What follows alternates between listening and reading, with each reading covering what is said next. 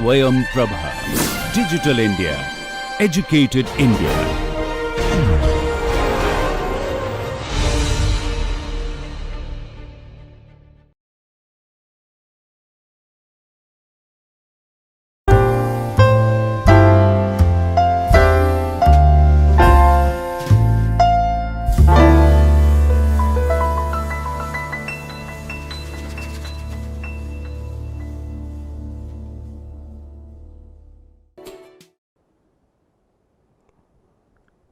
Okay, now we continue with the same examples of the general life.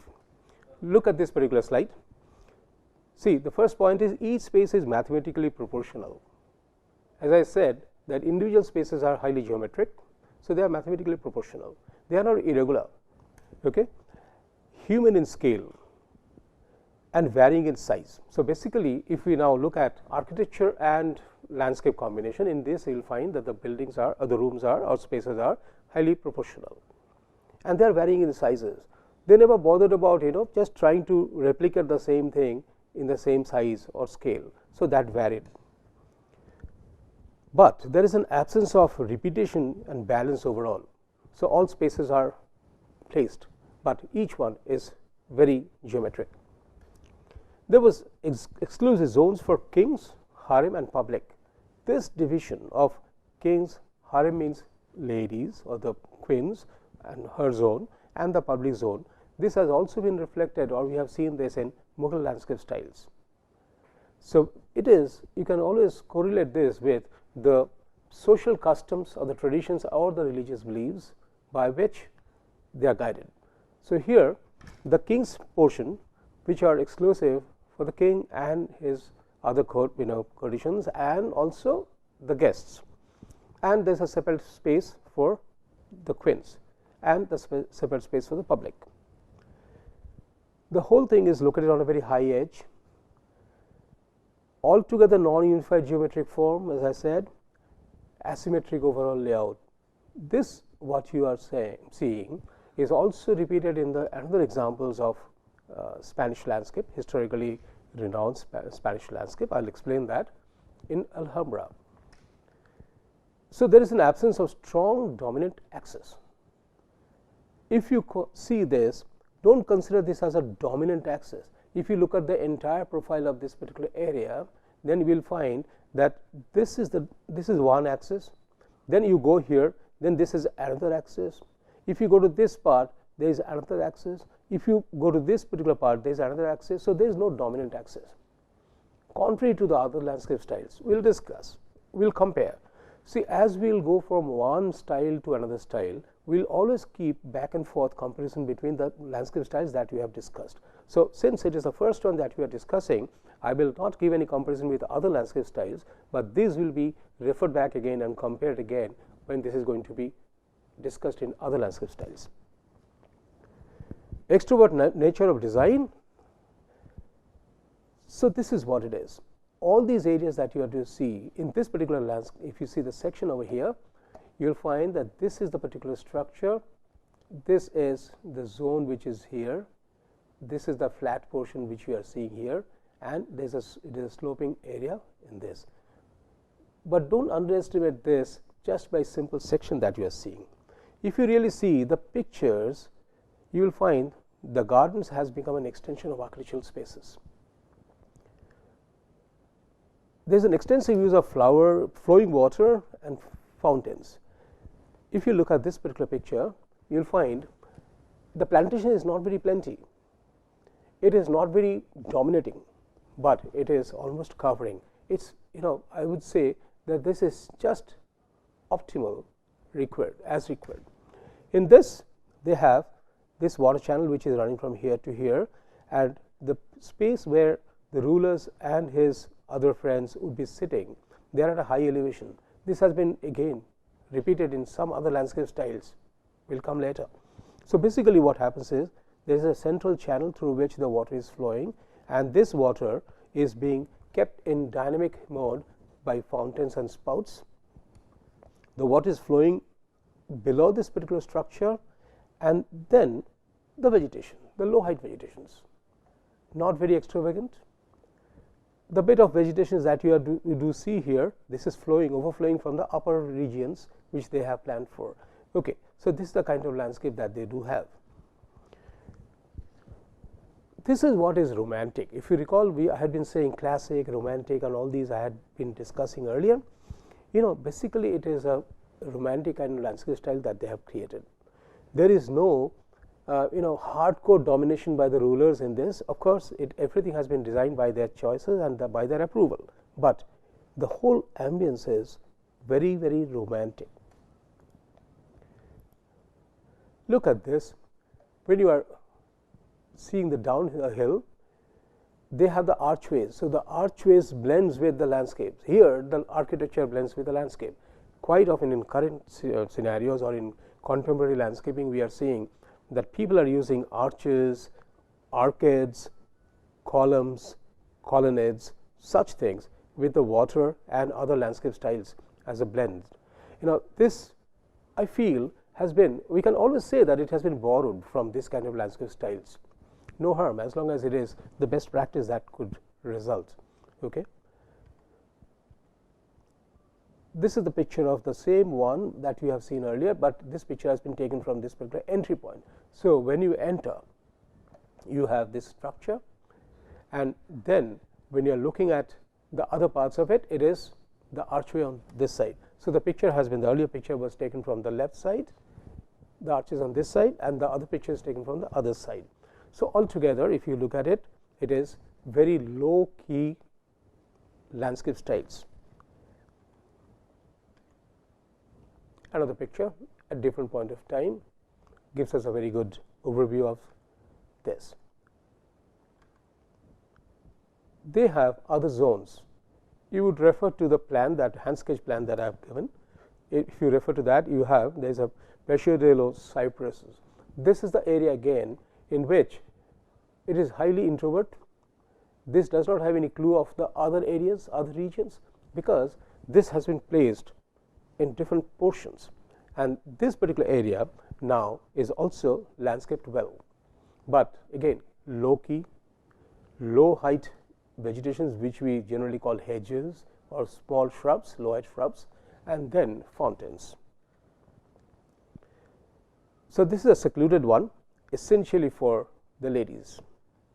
So they required even protections.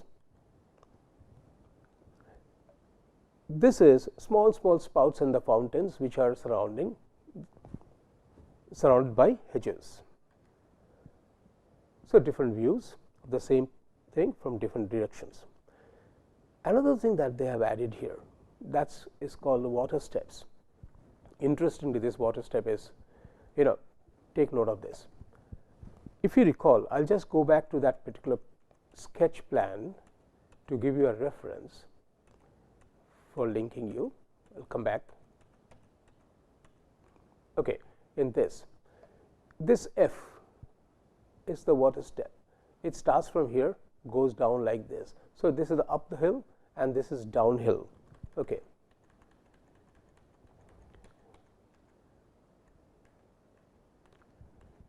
What they have created is these steps where we have the balusters or the edges in which the water is flowing, and this water, when it falls from one elevation to the next elevation to the next elevation, then it creates a sound, and that sound is a small, a ripple sound, which makes it very interesting. So it is no longer a kind of landscape which you view. It is also, inciting your auditory senses. So when you look at this kind of landscapes, you find a ripple sound. So this becomes, from the higher elevation, when you keep on going down like this, the water flows on the sides. So if you now walk along this, and when the water is flowing, that also cools the entire temple area. So this is what is a water step. These water steps also has become a very important feature in many of the modern day landscapes.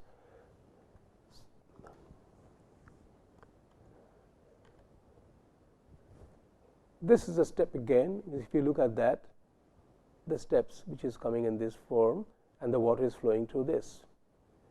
The water is also sometimes allowed to flow through these particular steps. the steps is wet. So what happens is if you walk on that, you get a slightly wet steps. It's also a very interesting kind of landscape feature which can be emulated even today.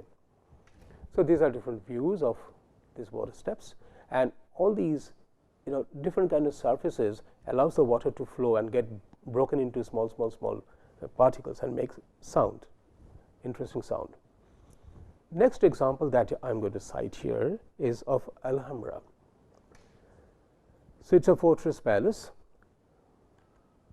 built over a long period of time. So over 250 years this has been built. So basically it's very interesting to watch. See, there is nothing, no symmetrical expression in the whole architecture if you look at the picture. This picture does not give us any idea that this is very symmetrical. If you look at the plan, you will believe in it also. And since it has been built over long period of time, 2 centuries, then what happened is it went on, appending different structures to the old one. Some got dilapidated, they got demolished. So it was I would say a dynamic process by which this has been developed. But this I am saying architecturally, but let's look at it also landscape wise. But however, mere position of this at a higher altitude gives us an advantage in terms of landscape, not indoor but outdoor. If you see all the structures, all the windows are on the edges. They are, they have deliberately put windows on the edges so that the inhabitants can see the surrounding landscapes. There are arguments, people say that it is also for security safety reasons. No problem, I don't contest it. But the thing is, if you have a window overlooking the rolling mountain, then of course security and safety is there. You can take care of it, you can watch as a surveillance. But the thing is, enjoying the nature is also very important. So you get that benefit here. Different other views of the same places. Look at this plan. It gives us a very clear idea that this is developed over ages, and at different parts they have got appended. This is one of the architectural characteristics of Spanish architecture. That means each space is highly formal geometric, but placed as it required. So it was organic in nature of placements and layouts, but very much geometric in placement of inside spaces or indoors. This particular project has almost run out of its life. So some portion which are still the historians have identified, this could be learned from this particular picture. In fact, this is the one which is now visible to all the tourists, and which is only this part. But let us look at it in this. If you see this here, each spaces, they have a geometric profile, and these geometric profiles are interconnected with other spaces. But how is the landscape character of this? In this, let us look at it. This portion is Hall of the Kings. Why we are focusing on the architecture? Because in Spanish architecture and the landscape, they almost blended.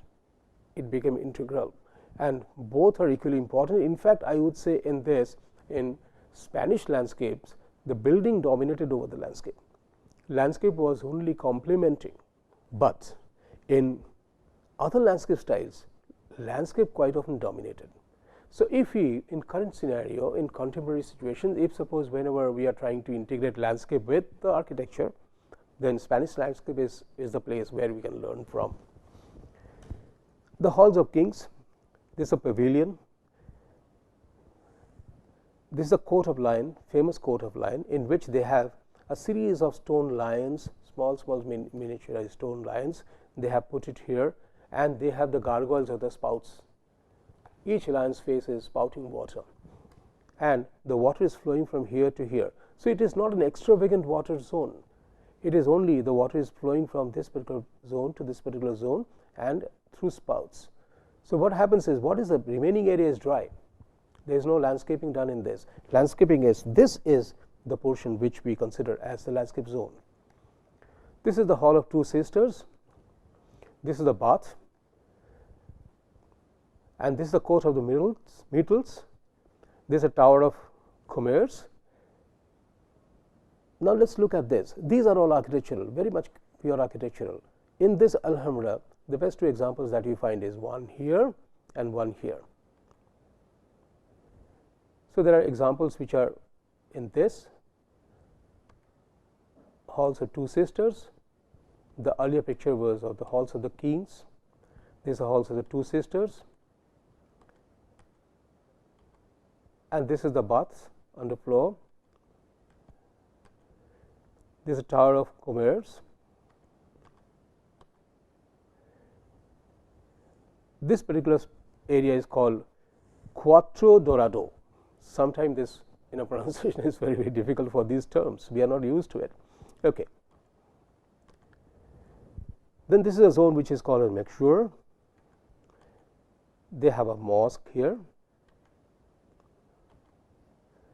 and then this is the hall of Avansarajas. This is the coat of lions. Let us see, I might have a bigger picture of this, but however, looking at this itself, look, the entire portion is paved, this entire zone is paved, and then we have a coat of lions, a series of lion statues here. Each one of the mouth of these lions are gargoyles through which water will be spouted, and these are small channels on all four directions through which water is coming here and ultimately being spouted from here, and also they have the spouts at this particular point. This is the court of the martyrs. Look at this, the entire area is very much enclosed, and at the central base they have a large water body, and on the edge they have a very low height hedges. Interestingly, this is not an extravagant landscaping. So, what this Spanish landscape teaches us is, you do not have to overdo. Do not overdo in the landscaping. You do the landscaping as much as it is just required. So, just required means, this is what brings us to a kind of philosophy that where some people think that the landscape should be adopting the minimalist approach. The moment you overdo, you forcefully put in landscape, then it becomes a landscape actions. But here it is an integral actions. People fail to realize when you have stepped from one architectural space to a landscape space, or vice versa. This is something to be learned.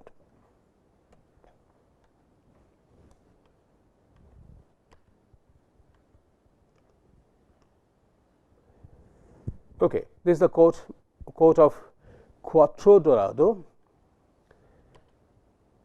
This is the view of that coat of lions, in which these are the spouts, and we also have the fountains over here, and these are the channels through which the water is flowing. See, the channels are not very deep. It's one interesting thing is, their objective was not to have a deep channel. Objective was, if they could have a surface water, because what happens is, when there is a evaporation action takes place, at that particular point, interestingly, only the surface of the water matters, the depth does not. So, there is no use giving that depth and ultimately having more amount of water, because even if they had plenty of water, this depth does not add anything to our temperature conversions. So, it is just the depth that is required, over which the sufficient water will be now evaporated, and it will cool the entire surfaces. If you look at this particular picture in detail, in slightly closely, you will find it's hardly there is any depth. And if I try to measure from this, it may not be more than 50 mm, or maybe slightly more, 80 mm. That is the kind of depth. So, you have a sheet of water which is rolling. So, you do not require more amount of water, but what is important is, you have to have more surface area.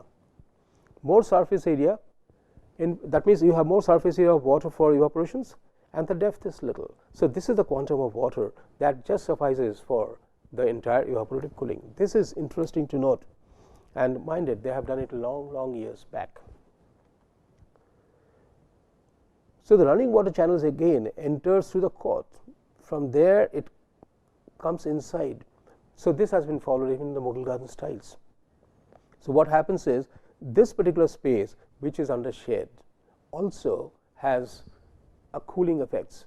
First of all, the cooling is done by shading, and the second of all, cooling is done by evaporative cooling.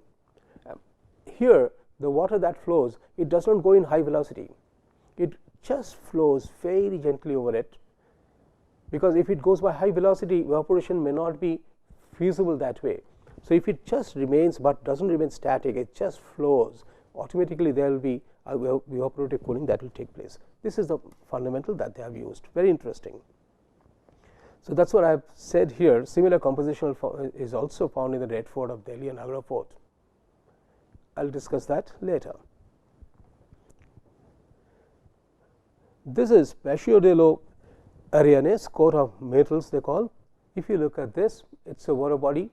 See, aesthetically, if you look at it, people get amazed to see that there's a nice reflection of the structure.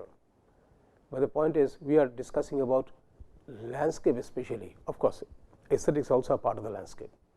So if you look at it, you don't see much of reflections of other greens, and you don't have much greens either. So what you have here is the water body and a very low height hedge. That is enough, and that creates a grandeur in this particular landscape styles.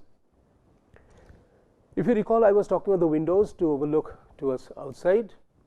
This is what it is. They have different such kind of punctures on the exterior wall. So whenever they look around, they will see the hills, they'll see the sky, blue sky, they'll see the greens and other structures. But they are at the lower altitude, so they always overlook towards this. This is interesting. The Garden of Daraksa, in which they have a very ordered landscape design. And here you can see they have also used the vertical landscaping through creepers, which are supported by the trees. So this is again very inwardly introvert landscapes that they have created. I will summarize these. So these are all separations. They have the pathways, pavements, and then the small hedges. Before going to the Mughal, let us summarize what we have learned from the Spanish landscape architecture. First of all, they have always integrated or blended landscape with the architecture. Architecture never dominated over the landscapes. Rather, landscape became complementary to the architecture. So in this, what we learn is architecture and landscape are together. Second thing what you have learned from here is they have not overdone landscaping. They have utilized anything that is available. They have utilized the snow-clad mountains, molten snow water for fountains and all. So they have always placed the water channels and other things at the lower altitude, so that the water can flow from up to downhill using the flow of gravity. So that eliminated a good amount of manpower. Nobody had to lift the water to that level and then ultimately release it for fountains to work. It worked naturally. So the basic science they have used.